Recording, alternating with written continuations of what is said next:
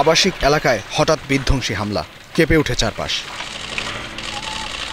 বৃহস্পতিবার লেবাননের দক্ষিণাঞ্চলের আব্বাসিয়া পৌরসভায় জনবসতিপূর্ণ এলাকা টার্গেট করে ইসরায়েল। গত বছর হওয়া যুদ্ধবিরতি চুক্তি লঙ্ঘন করেই দেশটিতে হামলা চালিয়েছে ইসরায়েল।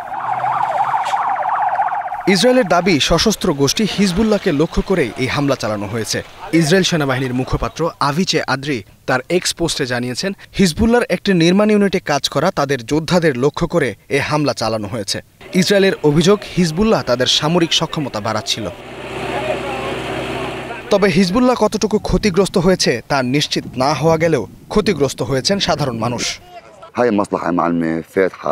এই দোকান থেকেই ৫-৬টা পরিবার চলতো। পাশের কামারও ৪-৫টা পরিবার চালাতো। সবাইকে তারা আঘাত করেছে। ঘরবাড়ি গেছে তা কিছু না, তবে ভেবেছিলাম দোকানটা অন্তত আছে। এখন দোকানটাও ধ্বংস করে দিয়েছে। আমরা একেবারে শূন্য অবস্থান করছি। হামলায় হতাহতের বিষয়ে লেবাননের স্বাস্থ্য মন্ত্রণালয় জানিয়েছে, নিহত হয়েছেন অন্তত ১ জন ও আহত হয়েছে ৯ জন। ইস্তিহাদুল মাহমুদ, স্টার নিউজ।